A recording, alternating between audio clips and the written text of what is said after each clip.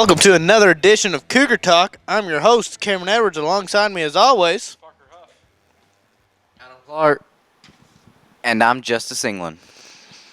And we're here to bring you news of Cougar sports during the week. Let's send it over to our soccer correspondent, Adam Clark. Adam, how did our teams do during this week?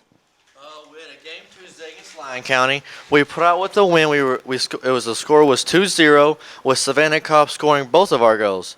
We are currently 3-8 throughout the season, and we have won 3 of our last 6 games. We are playing Muhlenberg County tonight. Last time we faced them, we lost 5-0, but we are building up, and our coach says that we have a decent chance of winning tonight. So it's going to be a good night. Go watch the girls play at Muhlenberg County. Thank you, Adam Clark, for your correspondence there. Let's head on over to our volleyball correspondent, Justice England. Justice, how is our volleyball team doing here recently? They've been doing very well. We hit a few rough patches there to start off, but we brought it together well. Monday, we played Hopkins County Central here at home, where varsity won 3-0 in the set count. And then Tuesday, we played at Webster County, where we won with a set count of 3-1. So I wasn't there personally, but I did hear that it was a good game, and the energy of our team is very nice. All right, thank you, Justice England, for your correspondence there. Now let's get on to the big part of our show, McLean County football. McLean County Cougars took on Muhlenberg County last week, losing by a score of 34-32. Parker, can you give us a recap of that game? Sure will. McLean County rushing, Noah Baldwin had 4 carries for 15 yards and 1 touchdown. Bryson Parker had 18 carries for 65 yards. Dakota Patton had 6 carries for 33 yards. And Trevor Turley had 16 carries for 84 yards and 2 touchdowns. And the Cougars passing, Trevor Turley was 1 for 4 for 25 yards. A.J. Klein was 3 for 4 for 36 yards, and he had 2 two-point conversions. And on the Cougars defense, we had 1 fumble recovery by Logan Moore, and our leading tackler was Elijah Knight with 10 total tackles. All were assisted tackles. Noah Baldwin had 4 solo tackles and 5 assisted tackles. Jacob Enoch had 2 solo tackles and 6 assisted tackles. And Colton Johnson also had 2 solo tackles and 6 assisted tackles.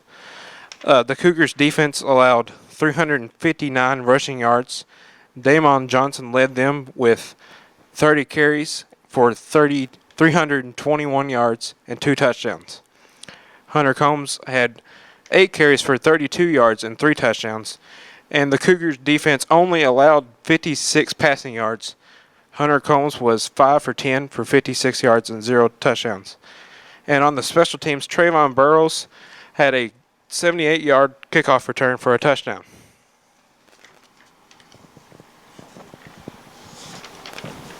To follow what Parker said, the Cougar of the week was linebacker and defensive lineman Elijah Knight. He had a gutsy 10 tackle performance at Muhlenberg County. He is the second on the team in Taos this season with 27 total tackles for the season. Thank you, Adam and Parker, for your recap of last week's game. So that brings us to our next game tomorrow night, which will be here at home at Paulson Stadium at 7 o'clock. Cougars won the last meeting in Madisonville 19-15 on 9/11 last year. Keys for the Cougars tomorrow night will be to combat the Hopkins Central rush defense with a better rush offense. Offensive line's going to have to get early pressure on the defensive line and open up holes for some of the ball carriers. Leading rusher for the Cougars is Trevor Turley with 54 carries, 449 yards, and 7 touchdowns. He's going to have to find a few lanes tomorrow night. Bryson Parker has 68 carries, 390 yards, and 5 touchdowns on the year. Dakota Patton has 26 carries, 187 yards, and 1 touchdown. And Noah Baldwin has 26 carries, 121 yards, and 2 touchdowns.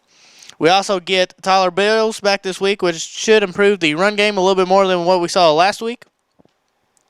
This week we're going to need to mix in quarterback A.J. Klein into the passing game to add more versatility against a good rushing defense, sort of make ourselves two-dimensional so they can't focus on the run. Central has also allowed more passing yards this year than rushing, so it will be key for the Cougars to get the passing game going early. Hopkins Central has a very balanced offense, so our defense does not need to overcommit on playing one phase or the other. And the Cougars, once again, last week, penalties were devastating to the cause. We need to maintain our discipline and maintain our cool in the heat of the moment. So, Adam, who's going to be critical to the Cougar defense tomorrow night? Jacob Enoch is. He is currently leading the entire McLean County football team in tackles with 33 tackles and 12 of those being solo tackles. Yes, let's also talk about the Hopkins Central linebacking duo. Can you tell us about them, Adam? They have a set of twin brothers, number 44 Cyrus and 33 Silas Kington. The sophomore duo has combined for 71 total tackles through their first 4 games. Cyrus leads the team with 48 tackles, while Silas has 23 tackles. Thank you, Adam Clark. And that brings us to the point of the show where we make our predictions for tomorrow night. Adam, what's your prediction for tomorrow night's game? I'm going to call it 32-18 McLean County win. Who's going to be your player of the game? I'm keeping the defensive side, Jacob Enoch. He's going to be a key player in keeping the Hopkins County offense on there, keeping them back. All right, thank you, Adam. Let's hand it on over to Justice. Yes, Cameron. My prediction is that McLean County will win 28-14. I believe that the player of the game will be Bryson Parker. All right, thank you, Justice. Good prediction there. Let's hand it on over to Parker.